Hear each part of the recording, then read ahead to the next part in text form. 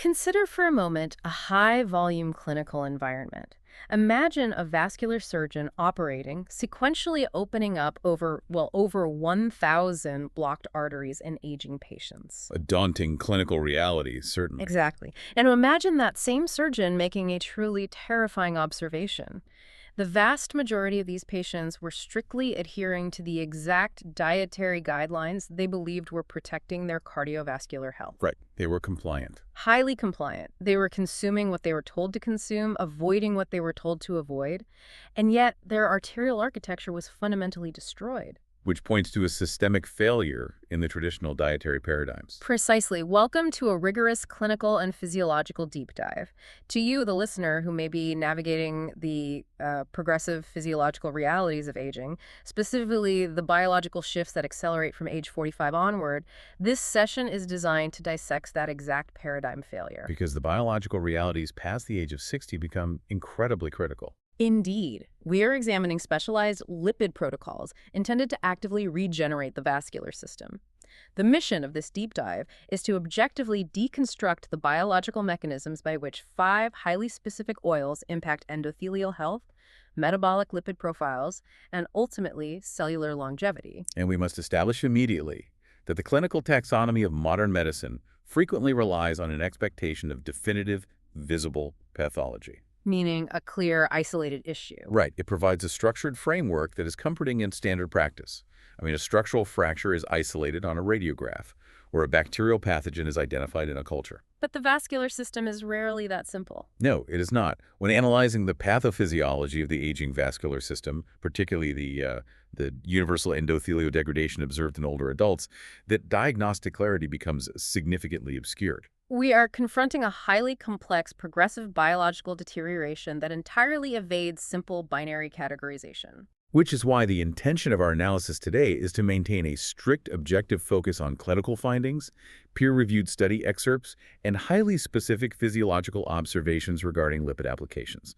No speculation, just mechanisms. Exactly.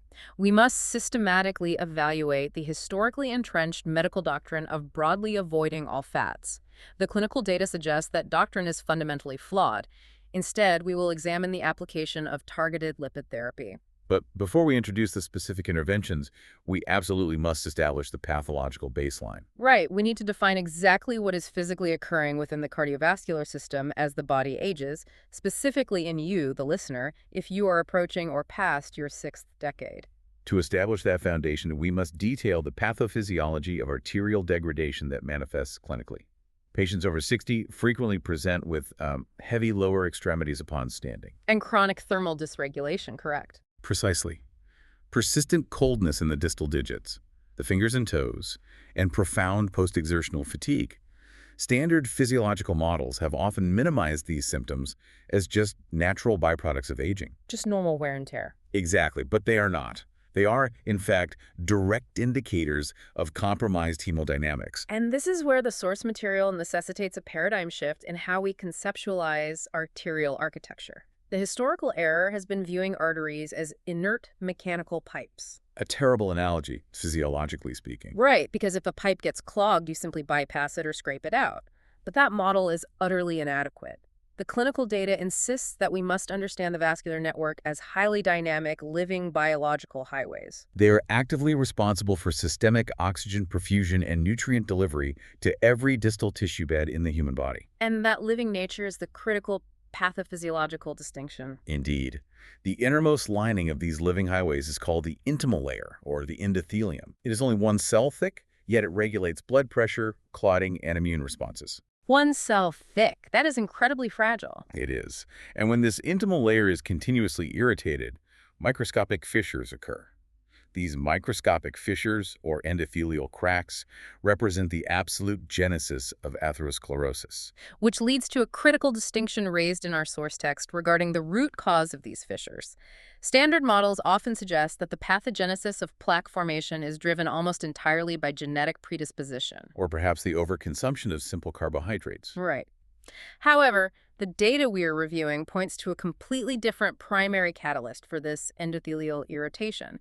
It identifies the habitual consumption of highly processed, industrialized everyday oils. Yes, the proposition is that chronic exposure to these oxidized lipids causes the microfissures, which then act as physical traps. Traps for circulating cholesterol. Exactly, thereby triggering a systemic inflammatory cascade. The resulting clinical outcome is a silent, insidious accumulation of plaque. Silent being the key word there. Because the vascular network has a degree of compensatory elasticity, this accumulation remains entirely asymptomatic for decades. The patient feels absolutely no discomfort until the restriction of blood flow reaches a critical threshold. And once that hemodynamic compromise is severe enough, the classical symptoms we mentioned, dizziness, pedal coldness, angina, they inevitably present. They do. So, having established this pathological baseline of microfissures and endothelial irritation, we will proceed with a rigorous hierarchical analysis of 5 specific lipid interventions. These are clinically proven to reverse these exact degenerative mechanisms. We are not looking at these lipids as mere dietary calories. No, we are evaluating them as active biochemical tools. We begin our review with the baseline intervention in this protocol, representing intervention number 5, walnut oil. Our focus here is on its capacity to physically repair the structural fissures we just discussed. Walnut oil warrants significant academic attention due to its primary active biochemical component. Alpha-linolenic acid, frequently abbreviated as ALA. Precisely. ALA is a plant-derived omega-3 fatty acid. It is crucial to understand that physiologically, the human body completely lacks the enzymatic machinery required to synthesize this specific molecule endogenously. Therefore, it is strictly essential. It must be acquired externally. Right, and its primary clinical utility lies in its capacity to structurally repair compromised vessel walls. When we speak of structural repair, we need to quantify that with empirical data. I am looking at the trial data originating from Penn State University. The researchers isolated a cohort of adults over the age of 60. A meticulously controlled dosage, as I recall. Exactly. Precisely 1 tablespoon of walnut oil daily. Over a strictly observed 6-week period, the physiological measurements yielded a 64% increase in blood vessel flexibility. A 64% increase. That is an astonishing metric for a non-pharmacological intervention. How exactly are they measuring flexibility, and what is the biological mechanism driving such a rapid change? Well, in clinical trials, endothelial flexibility is typically measured using flow-mediated dilation. This utilizes high-resolution ultrasound to observe how an artery expands in response to increased blood flow. So it physically visualizes the elasticity. Yes, and a 64% improvement within a 6-week time frame indicates a rapid alteration at the cellular level. To understand how this occurs, we must analyze the specific biochemical agents present within the walnut oil matrix. Starting with ellagic acid. Correct. The oil contains high concentrations of ellagic acid, which operates as a highly potent antioxidant. Its primary physiological function is the immediate neutralization of daily free radical oxidation. And just to be clinically precise, free radicals are unstable molecules missing an electron. Right. And they perpetually assault the endothelial lining, stealing electrons from healthy cells and causing the microscopic damage we identified earlier. The microfissures. Precisely. Ellagic acid donates electrons, effectively neutralizing the threat before the cell membrane is compromised. In addition to the ellagic acid halting the immediate damage, the source emphasizes the presence of gamma-tocopherol. That is a crucial distinction.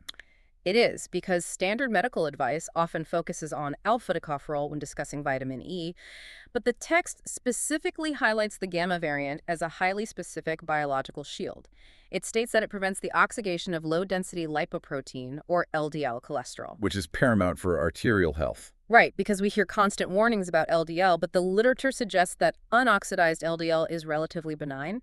It is only upon oxidation that it becomes atherogenic and initiates plaque formation. Can you explain that transition? That is a fundamental physiological concept that is often grossly oversimplified in standard practice. LDL cholesterol is simply a transport vehicle delivering essential lipids to cells. It's a biological necessity. Exactly. In its native unoxidized state, it circulates without adhering to the arterial wall.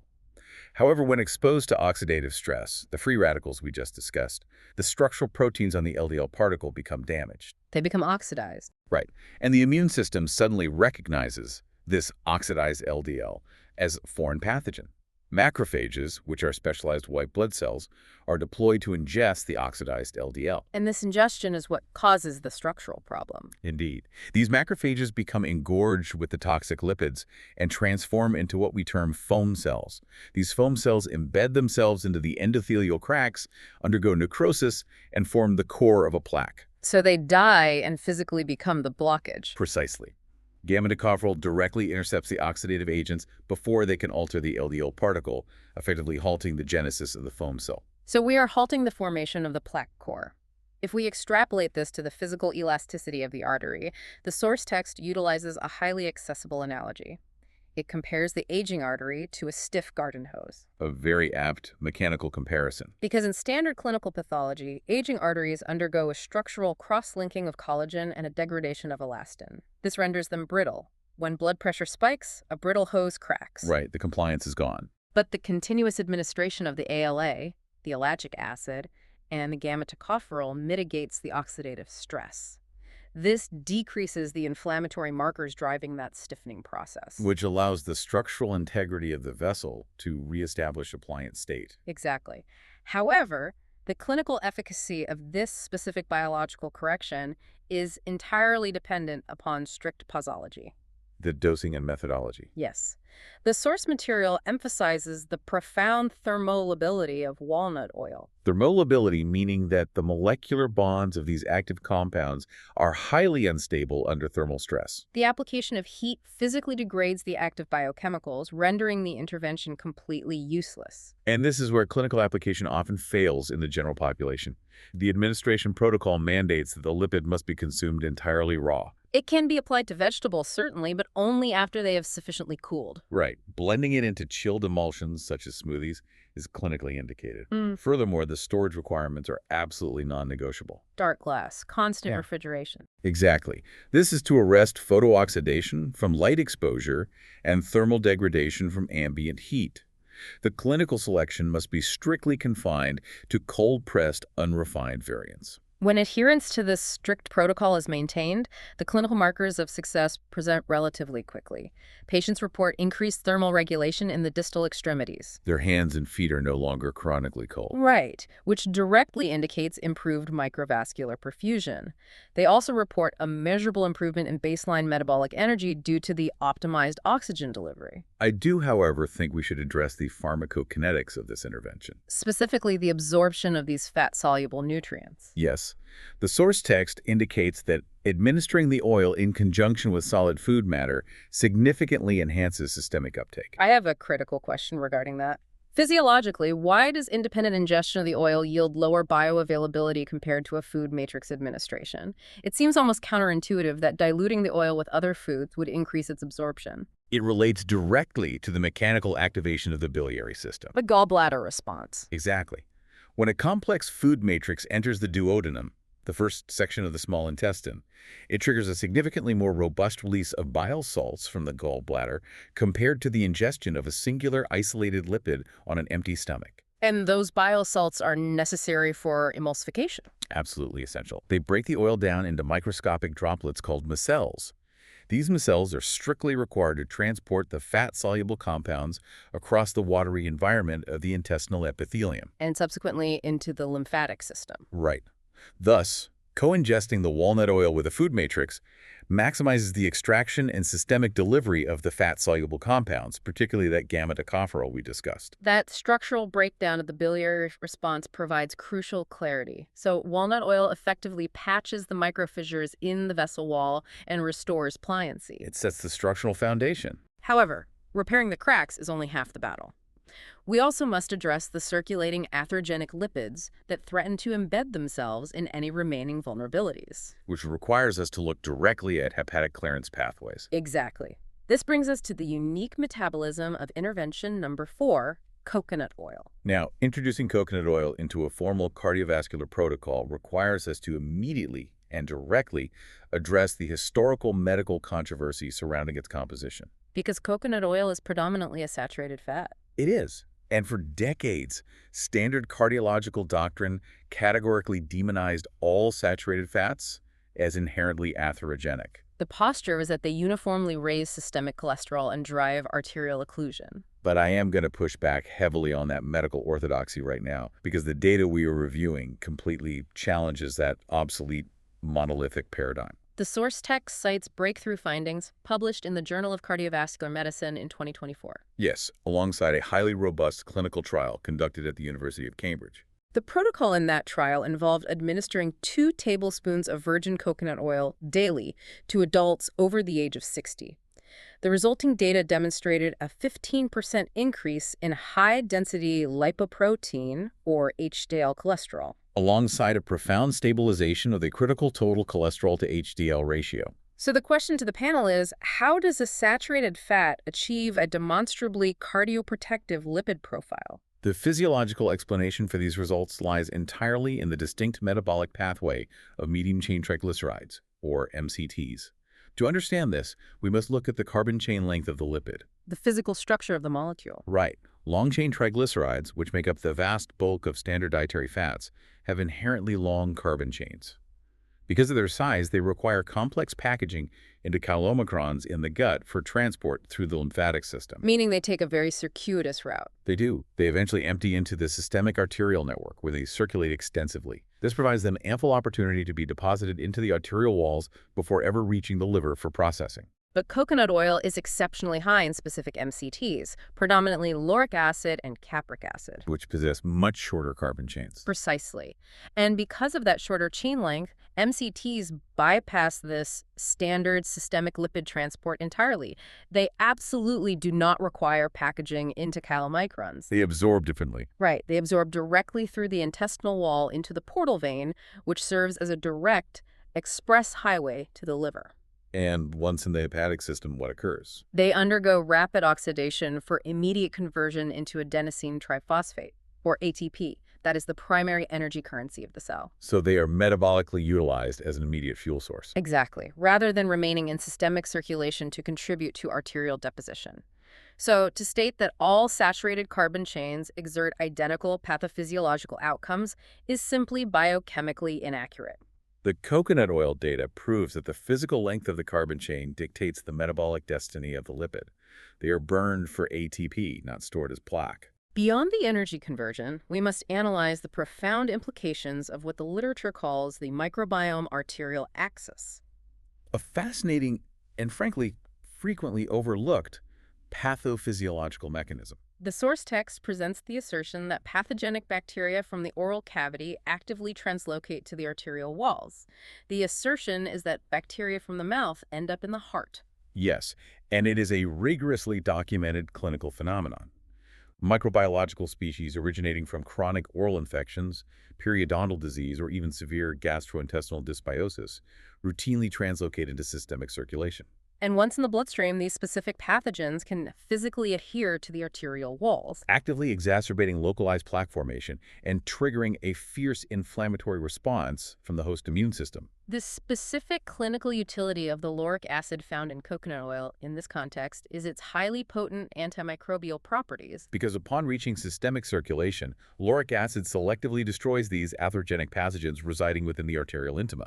Crucially, the literature notes that it achieves this pathogenic destruction while entirely preserving beneficial commensal flora. It avoids the broad-spectrum devastation associated with pharmaceutical antibiotics. The protocol also highlights a highly specific methodology for leveraging this antimicrobial property before the lipid even enters systemic circulation. The practice of oil pulling. Yes, which involves the rigorous oral swishing of 1 tablespoon of the lipid for a duration of 10 to 15 minutes. The mechanism here is localized microbial reduction.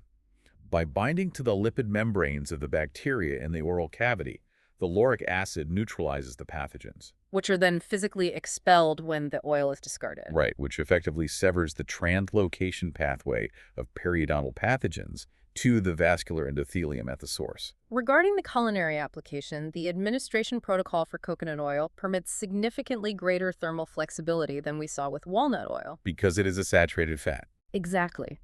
Its molecular structure lacks the highly vulnerable double bonds found in polyunsaturated fats. This renders it highly stable under medium heat, making it clinically suitable for standard culinary applications such as sautéing. Without the risk of generating oxidative byproducts. Right.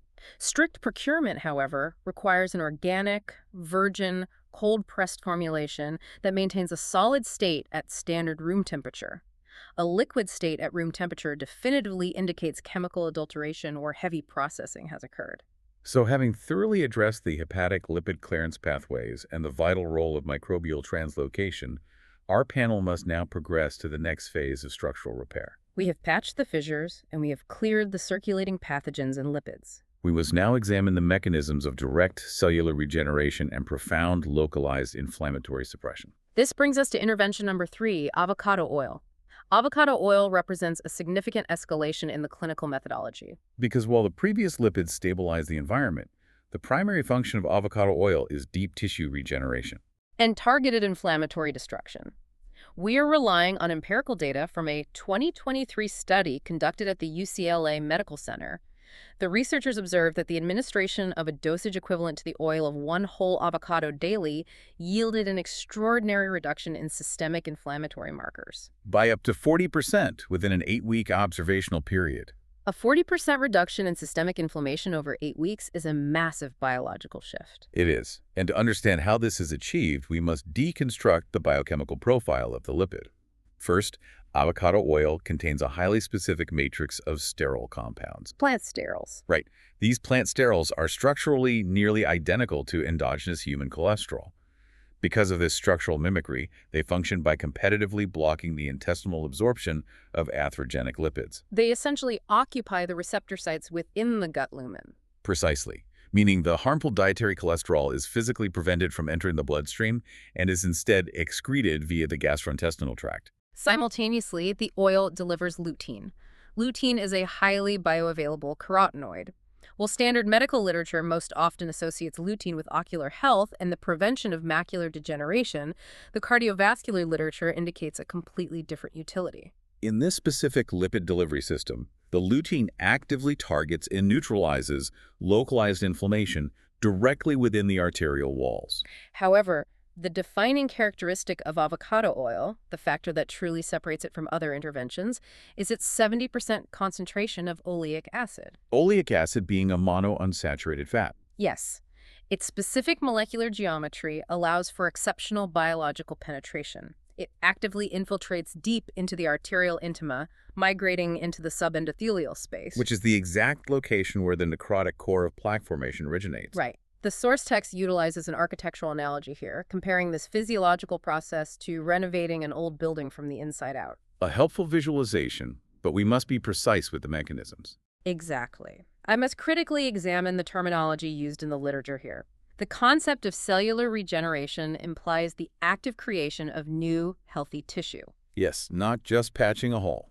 Because standard cardiovascular pharmacology, such as statin therapy, typically only claims to achieve plaque stabilization. The goal of that pharmacology is to calcify the plaque and halt its progression without ever actually reversing the existing damage. That is the standard allopathic model. So how does the deep penetration of oleic acid actively replace damaged tissue in adults whose cellular metabolism is already severely compromised by the aging process? The mechanism hinges entirely on cellular signaling and the vascular microenvironment.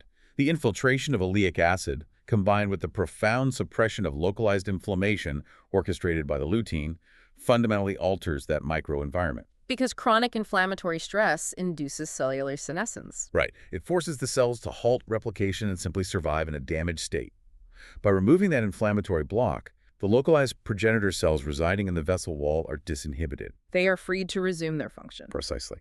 They resume the normal biological process of mitosis, or cell division. They begin generating healthy, nascent endothelial cells to physically replace the damaged intima. So it is not merely stabilizing a necrotic core. No, it is facilitating actual, measurable tissue turnover. That distinction between pharmacological stabilization and genuine tissue turnover is clinically paramount. The body is effectively rebuilding the wall. We must also address the phenomenon of synergistic nutrient absorption detailed in the source material. The Ohio State data. Yes. Data originating from Ohio State University demonstrates that the precise lipid profile of avocado oil enhances the bioavailability and systemic absorption of co-ingested, water-insoluble cardiovascular nutrients by an astonishing 400%. Which is entirely logical biochemically speaking. Many critical cardiovascular nutrients, such as certain antioxidants and vitamins found in dark leafy greens, are lipophilic. Meaning they dissolve in fat, not water. Exactly. The human digestive tract is fundamentally an aqueous environment. If these nutrients are ingested without a highly efficient lipid transport vehicle, they simply pass through the system unabsorbed. Avocado oil acts as an optimal biological transport vehicle, ferrying these compounds directly across the intestinal barrier. Regarding posology and protocols, avocado oil possesses a highly unique thermal stability. It boasts a smoke point of 520 degrees Fahrenheit, That allows for extreme high heat application without the risk of thermal degradation. or the generation of carcinogenic free radicals that plague highly processed seed oils. The source also notes a highly unusual but clinically documented adjunctive protocol, topical transdermal application over the thoracic cavity, the chest. The transdermal application must be strictly categorized as a complementary secondary method to oral intake. The underlying biophysical theory is that localized transdermal absorption provides regional anti-inflammatory benefits directly to the vascular tissue beneath the dermis. While obviously less systemic than oral ingestion, it serves as a highly targeted adjunctive therapy. Procurement parameters for this oil mandate: selecting a strictly unrefined product. This is clinically identifiable by a deep green hue and a distinct heavy viscosity. If the oil is pale or highly transparent, it has been refined. And the sterols and lutein have been entirely stripped away. While avocado oil provides exceptional cellular regeneration for the intimal layer, the next intervention in our hierarchy addresses a vastly more aggressive and clinically stubborn physiological mechanism. We're moving from soft tissue regeneration to the active dissolution of existing calcified plaque. Indeed.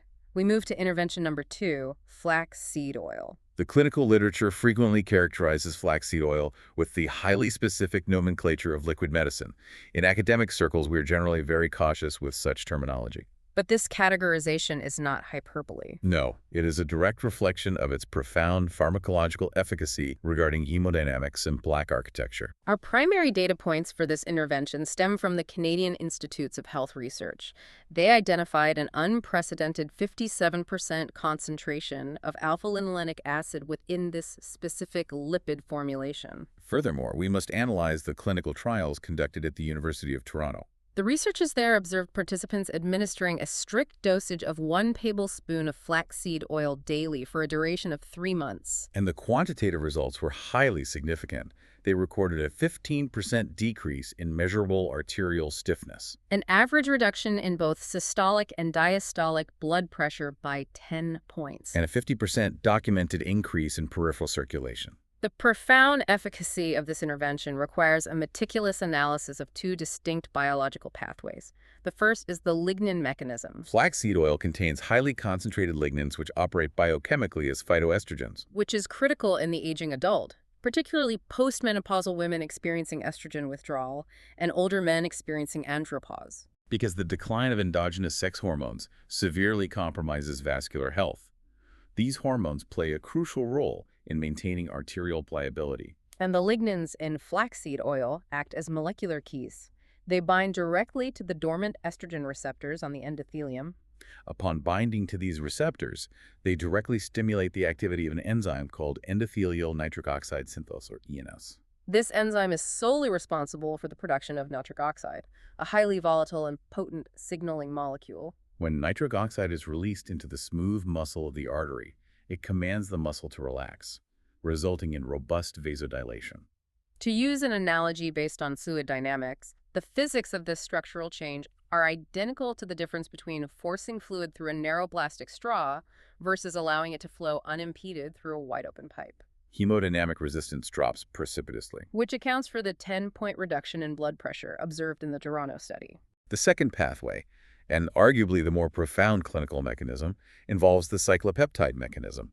This requires us to meticulously unpack discoveries published by the National Institutes of Health. The NIH isolated specific cyclopeptide compounds within flaxseed oil. These highly specialized peptides initiate a biochemical process that actively breaks down the calcified calcium phosphate deposits embedded within hardened plaque. Now, I must interject here to apply intense, rigorous scrutiny to these NIH findings regarding actual plaque dissolution. A necessary scrutiny given the standard models. Standard medical orthodoxy has maintained for decades that once an atherosclerotic plaque becomes calcified, once it turns into a hardened, bony structure within the artery wall, that structural change is entirely permanent. The only orthodox interventions being surgical bypass or the insertion of a stent. Furthermore, if a compound actively dissolves the structural calcium holding a plaque together, I must ask you to contextualize the safety profile.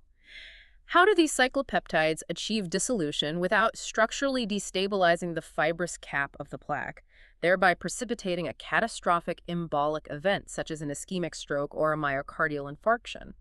That is the most critical physiological question regarding this intervention. The obvious concern is that dissolving the plaque will cause a chunk to break off and travel to the brain or the heart. An embolism. Exactly. However, the dissolution achieved by cyclopeptides is not a rapid, aggressive structural fracturing. It operates as a highly slow, enzymatic-like degradation at the microscopic level over an extended duration. So it is a slow erosion, not a sudden break. Precisely. Instead of breaking the plaque into large embolic fragments, the calcium phosphate bonds are steadily dissolved, returning the calcium to a soluble state where it can be safely absorbed into the bloodstream and ultimately cleared via the renal system. And what of the fibrous cap during this erosion? Concurrently, the exceptionally high omega-3 concentration in the oil suppresses the synthesis of localized inflammatory mediators, specifically inflammatory prostaglandins and leukotrienes. This massive reduction in localized inflammation simultaneously strengthens the overlying fibrous cap of the plaque. Therefore, the structural integrity of the lesion is safely maintained, while its internal calcified volume is systematically and safely reduced. That detailed explanation of enzymatic degradation versus structural fracturing adequately addresses the risk of acute thrombotic events. It certainly justifies its classification in the literature as liquid medicine. Given this extreme potency, the protocol for administering flaxseed oil is the most stringent of the 5. The lipid is extremely volatile. It demonstrates a profound biochemical sensitivity to thermal stress, ultraviolet light exposure, and ambient oxygen. It absolutely cannot be subjected to any form of heat whatsoever. The source material outlines a highly specific emulsification technique developed by the biochemist Dr. Johanna Budwig, specifically designed to bypass this volatility. The protocol mandates physically blending the raw oil with a sulfur protein-rich substrate. Specifically cultured dairy, such as cottage cheese or a high-quality yogurt. The mechanism here is chemical bonding. The sulfuric proteins structurally bond with the highly unstable lipid molecules. This bond drastically increases systemic absorption, and, crucially, it protects the lipid from premature oxidation during its transit through the highly acidic environment of the stomach. Furthermore, the optimal administration is timed precisely for the evening, roughly 1 hour prior to sleep. This is not arbitrary. It aligns the introduction of the bioactive compounds with the body's natural circadian repair cycles. Because the parasympathetic nervous system dominates during sleep, allowing for maximal utilization of the lipids during nocturnal tissue regeneration and calcium clearance. Having comprehensively evaluated the mechanisms of vascular elasticity, hepatic lipid modulation, deep intimal cellular regeneration, and now the safe dissolution of calcified plaque, our panel must conclude by examining the paramount intervention. A compound unequivocally proven by the literature to enact comprehensive cardiovascular protection at both the genetic and stem cell levels. We conclude our review with extra virgin olive oil. Extra virgin olive oil, or EVOO, serves as the foundational, non-negotiable element of Mediterranean cardiovascular longevity. It is truly the apex of the lipid interventions. To quantify its clinical impact, we must analyze the epidemiological data derived from the landmark PREDIMED trial. The parameters of the PREDIMED trial command immense academic respect due to their unprecedented scale and rigor. The study tracked over 7,000 clinical subjects across a rigorous 5-year period. The intervention arm was administered a daily measured dosage of 4 tablespoons of extra virgin olive oil. And the clinical endpoint demonstrated a 30% absolute reduction in the incidence of myocardial infarction and ischemic stroke. Crucially, we must note the specific termination parameters of the PREDIMED study. The trial was ethically halted prior to its scheduled conclusion. Which is an incredibly rare occurrence in clinical research. It is. The ethical termination of a randomized controlled trial occurred exclusively when the intervention arm demonstrates such overwhelming physiological efficacy and undeniable benefit that continuing to withhold the protocol from the control group constitutes a fundamental violation of medical ethics. The researchers were ethically compelled to give the olive oil to everyone in the study because it was saving so many lives. To understand this profound systemic impact, an impact potent enough to halt a massive trial, we must break down the complex phenolic matrix contained within the lipid. Extra virgin olive oil contains over 30 distinct bioactive phenolic compounds. The most critical for our analysis is oleocanthal. The molecular geometry of oleocanthal exhibits exact biomimicry of the synthetic pharmacological agent ibuprofen. And biomimicry implies that it does not just produce a similar result, it operates on the exact same physiological pathways. Oleocanthal physically binds to and inhibits the cyclooxygenase enzymes, specifically COX1 and COX2. These are the primary enzymes responsible for synthesizing the prostaglandins that drive the systemic inflammatory cascade. By inhibiting these enzymes, oleocanthal enacts a profound reduction in systemic inflammation. Furthermore, clinical data originating from Temple University demonstrates that this specific reduction in neurovascular inflammation directly correlates with increased cerebral perfusion. The literature links this mechanism not only to cardiovascular health, but to the active mitigation and potential reversal of localized vascular dementia and the complex pathology of Alzheimer's disease. The second paramount compound within this phenolic matrix is hydroxytyrosol. We must examine its oxygen radical absorbance capacity, universally referred to as its ORAC value. The literature defines the antioxidant capacity of hydroxytyrosol as virtually unparalleled in the natural world. It is measured at 10 times greater than the catechins found in green tea and 20 times greater than systemic vitamin C. Its primary physiological role in the vascular system is the precise and aggressive targeting of oxidized LDL particles. As we discussed earlier regarding foam cell formation, hydroxytyrosol intercepts the oxidation process so completely that it fundamentally prevents the cellular ingestion of these lipids by macrophages, Completely halting the necrotic core formation at its very inception. Beyond the immediate localized effects of the phenolic matrix, the literature indicates a profound and lasting impact at the genetic and stem cell levels. Research originating from the University of Glasgow quantified a 30% reduction in measurable biomarkers of DNA damage within subjects strictly adhering to an EVOO protocol. The phenols act as genetic shields against telomere degradation. Most significantly, and this is perhaps the most advanced biological mechanism we will discuss today, we must analyze the findings published in the Journal of the American College of Cardiology in 2023. This study demonstrated that the specific compounds in EVOO actively stimulate the proliferation of endothelial progenitor cells, or EPCs. These EPCs are highly specialized adult stem cells that reside dormant within the bone marrow. The phenolic compounds send a biochemical signal that releases these stem cells into the bloodstream. Their explicit biological purpose is to migrate directly to sites of vascular injury, embed themselves in the damaged arterial wall, and generate entirely new, flawless arterial tissue. Furthermore, the compounds induce the dramatic upregulation of adiponectin, A critical hormone secreted by adipose tissue that is entirely responsible for systemic glucose homeostasis and the regulation of fatty acid breakdown, thereby preventing metabolic syndrome. To realize these genetic modifications and stem cell mobilizations, the protocol and procurement parameters are intensely strict. The lipid must be certified as first cold-pressed, with a verified harvest date of less than 1 calendar year. As the oil ages, the phenols simply degrade. It must be housed in dark glass to prevent ultraviolet light degradation. The clinical test for phenolic potency is entirely sensory. Upon ingestion, high-quality EVOO produces a distinct peppery finish that induces a mild, involuntary cough reflex in the posterior pharynx. This throat catch is the physical manifestation of the oleocanthal binding to the receptors in the throat. If it does not induce the cough, the oleocanthal has degraded. The administration protocol dictates a strict morning fasting consumption. Specifically, 2 tablespoons must be ingested on a completely empty stomach, immediately followed by the ingestion of warm water infused with citric acid, typically from fresh lemon. This sequence is explicitly designed to optimize hepatic bile release and ensure the total emulsification of the complex lipid matrix before it enters the jejunum for systemic absorption. Finally, the maximum thermal threshold for this lipid is strictly 375 degrees Fahrenheit to preserve the highly delicate polyphenol structures from thermal destruction.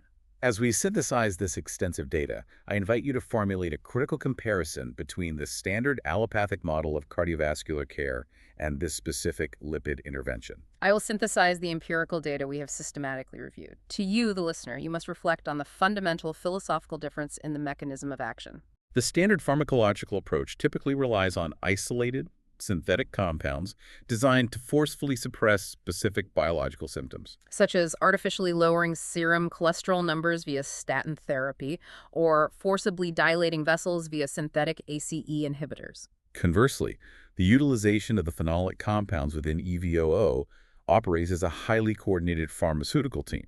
These molecules do not merely suppress downstream symptoms. They actively alter genomic expression, suppress oxidative damage at the fundamental DNA level, and biochemically recruit endogenous stem cells to physically rebuild the architecture of the vascular system. It is a profound biological correction rather than a mere chemical suppression of a symptom. That synthesis effectively summarizes the overarching thesis of our clinical review. The central premise established by the totality of the clinical literature is this: the cardiovascular deterioration universally observed post 60 years of age is not an inevitability of biological time. It is not a death sentence of vascular aging. Rather, it is a highly modifiable biophysical condition heavily mediated by specific lipid intake and precise metabolic processing. We have systematically reviewed the cascading, synergistic biological benefits of 5 distinct lipid protocols. We observed the restoration of structural elasticity via the essential alpha-linolenic acid in walnut oil. We detail the targeted lipid metabolic modulation and the eradication of translocating pathogens through the medium-chain triglycerides in coconut oil. We examined deep intimal cellular regeneration driven by the penetrating monounsaturated oleic acid in avocado oil. We analyzed the aggressive enzymatic dissolution of calcified plaques via the cyclopeptides in flaxseed oil.